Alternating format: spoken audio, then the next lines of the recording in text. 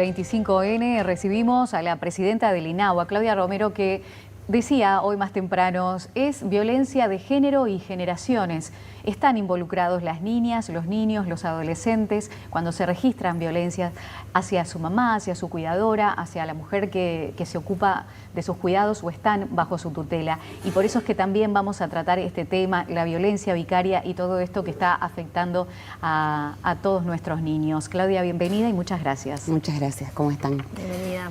Hoy más temprano decías eso, ¿no? De cómo está afectando de alguna manera se desestructura todo, una realidad, una vida, una familia, cual sea ella, ante estas situaciones, ¿no?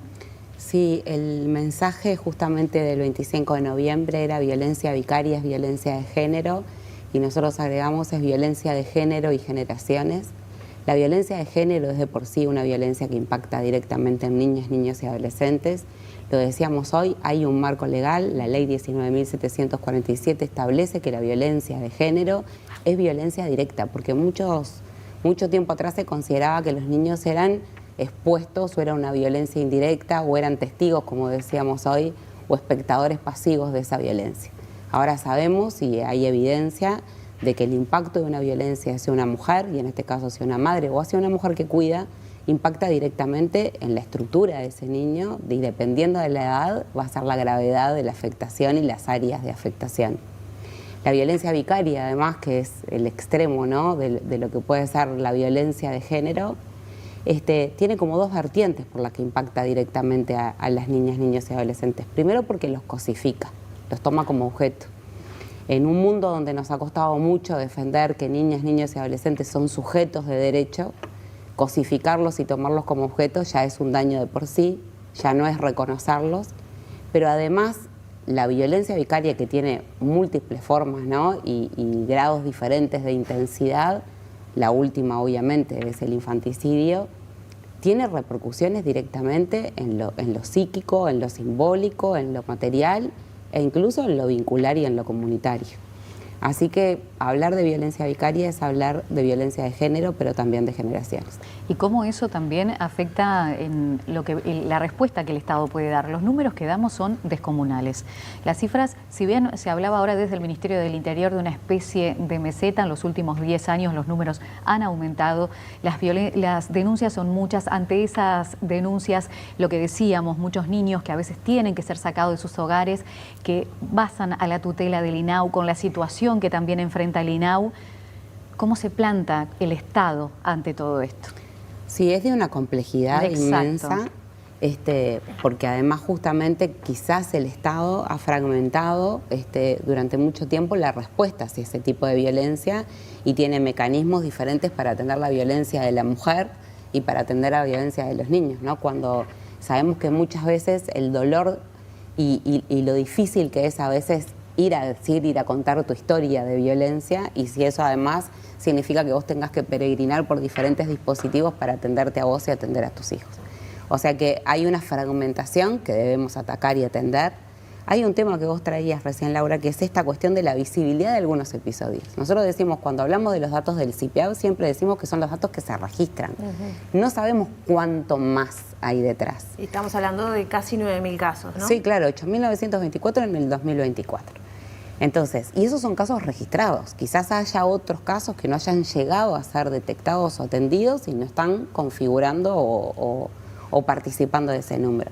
Pero además, la violencia de género tiene muchas veces, y hoy lo traían en la instancia que tuvimos de encuentro, mucho de ser invisibilizada, ¿no? Algunas prácticas que son naturalizadas, tanto hacia la mujer, hacia las parejas, como a veces hacia los hijos. Esas prácticas que muchas veces se naturalizaron una forma de criar o de vincularse y que tenemos que empezar a mirarlas porque son formas violentas de vincularse. Y ahí también hay un gran espectro que capaz que aumentaría mucho ese número. ¿Cómo hay que atender? Primero prevenirla, ¿no? Primero prevenir, también hay que promover formas de convivencia. La violencia está encontrando formas de expresiones distintas. Hoy es un día que nos invita a reflexionar sobre la violencia de género y en particular de la violencia vicaria, pero nosotros estamos también muy interpelados por la violencia territorial y por la violencia comunitaria, que no solamente han encontrado el espacio del territorio para expresarse, sino el aumento de la crueldad en los casos de violencia. Y lo vemos diariamente. Yo creo que cualquier persona en el día presencia alguna forma de violencia en la calle, en su trabajo, algunas leves y otras más severas. Y bueno, hay que trabajar en prevenir, hay que trabajar en promover, hay que crear, y de hecho estamos participando ahora en el Consejo Consultivo de una vida libre de violencia junto a mujeres, junto al CIPIAB y junto a UNICEF, de conceptualizar el término de violencia vicaria, porque también hay que poder nombrarlo, de generar indicadores para poder caracterizar los niveles de riesgo. Va a ser muy importante eso y va a ser muy importante la capacitación, porque cuando hablamos de prevención hablamos de campañas de sensibilización, pero hablamos muchas veces de capacitar a quienes trabajan y sobre todo en mi caso con niñas, niños y adolescentes a empezar a detectar algunas señales de violencia. Claudia, cuando hablas de esa escalada de violencia que sea en territorios, es decir, en los barrios, ¿está interfiriendo también con el trabajo de INAU a través de los clubes de niños, etcétera? Nos han llegado reportes de algunos puntos que cuando hay una situación de violencia, los niños no van, las familias no los mandan y por lo tanto esos niños se privan ese día o esos días de entrar en contacto con otra cosa, ¿no? Total, por eso ¿Está pasando eso? Sí. Por eso nosotros decimos que a veces uno pone foco en determinado episodio de la violencia, pero tiene que ver el impacto que genera, o sea, es como una onda que va creciendo y va aumentando. Cuando hay episodios de violencia en el territorio, muchas veces se suspenden las actividades educativas o socioeducativas porque hay un episodio de violencia y porque va a intervenir el Ministerio del Interior o la policía y hay un aviso y hay y se define si suspender o no las actividades, que nosotros siempre tendemos a que eso no pase porque necesitamos además que los gurises no pierdan su espacio de cuidado, su espacio social, su espacio de educación.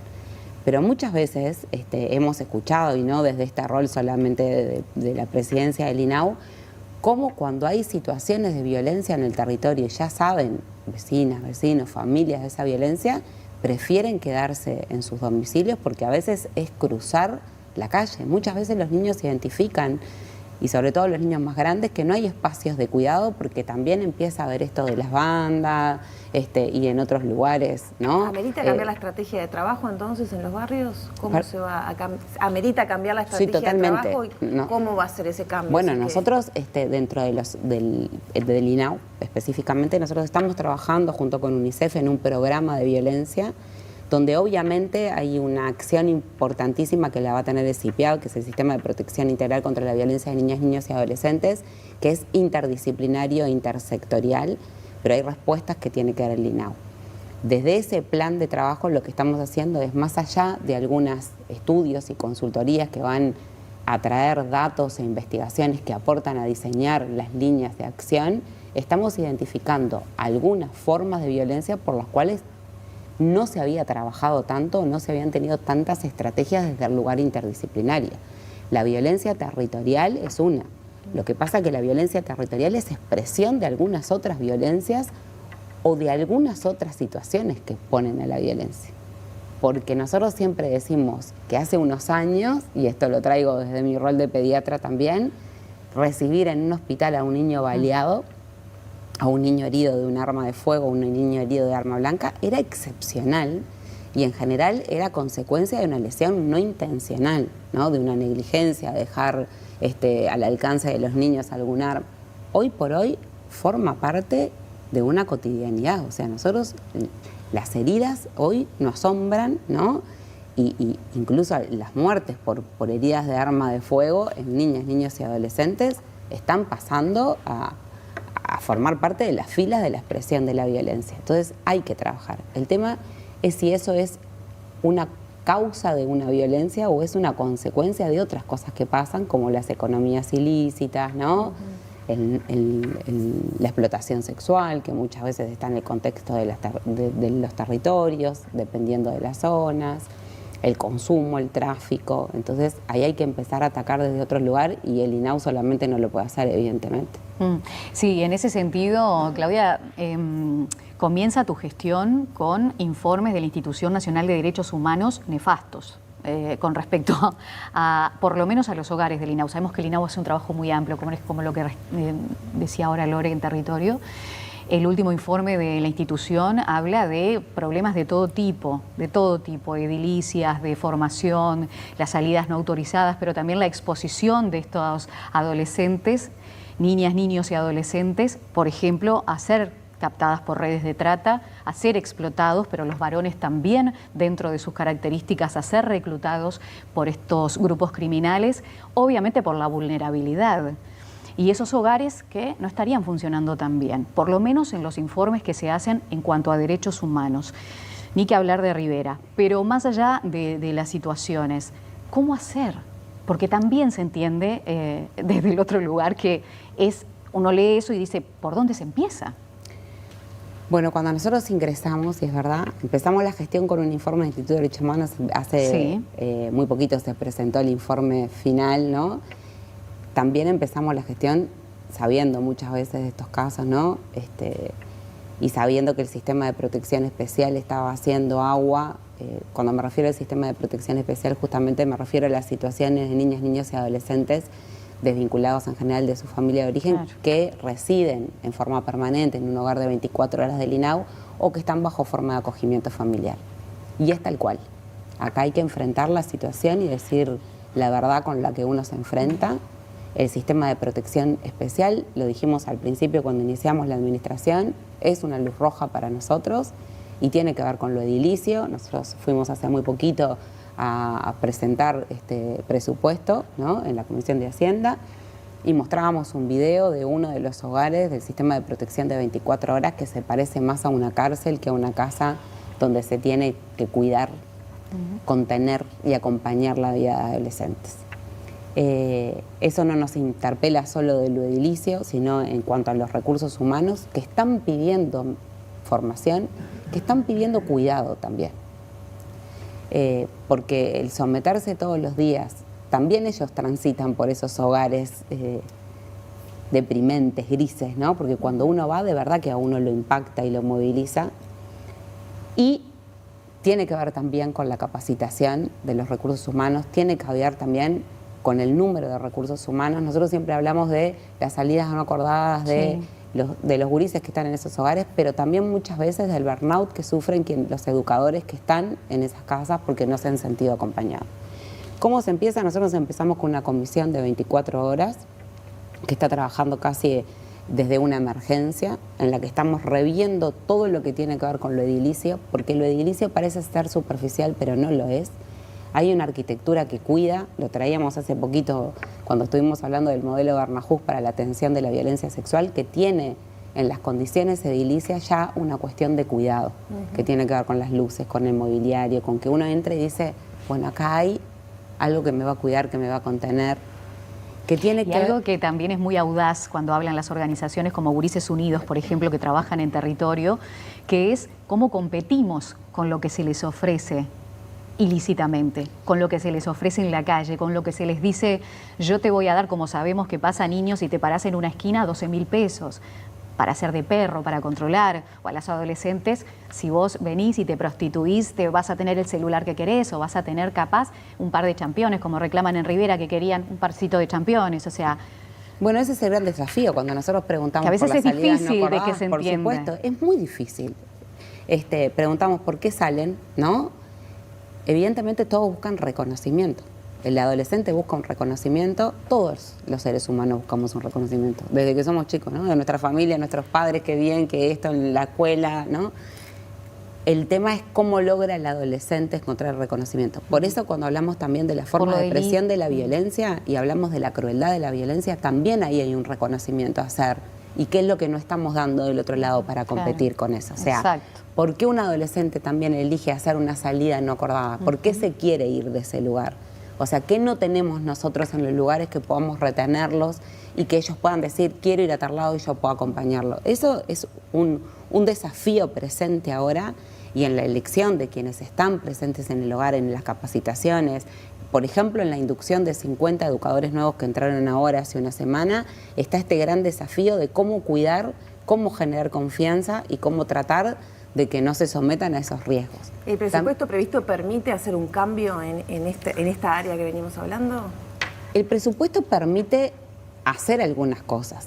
El cambio no se va a dar solamente en esta administración. Nosotros estamos viendo cambios, incluso desde la gestión y desde la estructura del INAU, un instituto que además se ha discutido en mucho tiempo, tiene este doble papel de rol rector de las políticas públicas vinculadas a infancia y adolescencia y un rol ejecutor que tiene que ver con el sistema de protección especial, pero que también tiene que ver con un precioso abanico de ofertas a nivel socioeducativo, CAIF, CAPI, Club de Niños, Centros Juveniles, que tiene también adentro espectáculos públicos, claro, inspección de trabajo, o sea, es una inmensidad.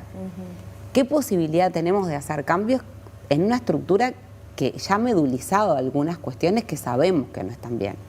Seguramente nosotros queramos empezar a mover la aguja, no va a pasar todo ahora y creo que hay que construir un camino de cambio y hay que poner en la mesa algunos temas que generan incomodidades o disconfort, pero que hay que tratar, ¿no? Y lo hemos discutido, se ha discutido en el ámbito del sindicato, se ha discutido en ámbitos de agrupaciones de funcionarios, se ha discutido en el sistema político el alcance que tiene el INAU. Este presupuesto va a posibilitar el cambio del INAU y no, pero tampoco lo va a posibilitar esta administración. Lo que sí vamos a empezar a hacer es a generar esos pequeños cambios. Hoy por hoy nosotros decimos que una de los faros dentro de nuestro presupuesto es la desinternación de 0 a 3 años. Bueno, y ahí te quería hacer una pregunta, ya nos queda 30 segundos nada más de entrevista, pero el Observador publicó en los últimos días una situación bien compleja en el Hospital de las Piedras, pero que también se da en el Pereira Rosell, bebés internados sociales, ¿no? Que sus padres no los pueden cuidar y quedan ahí y los tiempos apremian. ¿Qué cambio se plantea? Primero, ¿cuál es la situación de esos niños actualmente y qué cambio se pretende hacer que podamos ver en el corto plazo? Actualmente en el Hospital de las Piedras no queda ninguno de esos 3 bebés que eran chiquitos, habían nacido aproximadamente a mitad de septiembre, había algunos que estaban en condición de adoptabilidad y otros no. Eso es importante porque uno piensa que todos los niños que están en el hospital y chiquitos son niños que pueden ser adoptados. No, para eso tienen que tener una condición de adoptabilidad. Muchas veces no la tienen, muchas veces tenemos que acompañar a las familias. Los 3 de las Piedras ya están egresados en diferentes situaciones, algunos en acogimiento familiar vinculados a su familia biológica y otros en un hogar del INAU. En el Hospital Pereira Rosell hay 7, nosotros vamos a trabajar en eso. Nosotros tenemos un programa que se generó en la administración de Marisa Lindner, que es el proyecto Los Pasos que Damos, que tiene vinculaciones de niños que están creciendo y que están siendo acompañados en su crecimiento por familias de acogida. Nuestra idea es aumentar los cupos que ya van a ser aumentados. Vamos a fortalecer la selección y la valoración de las familias de acogida, porque entendemos que ningún niño de 0 a 3 tiene que estar en una institución, mucho menos en un hospital, por los riesgos que tiene y por las necesidades que también tiene el hospital.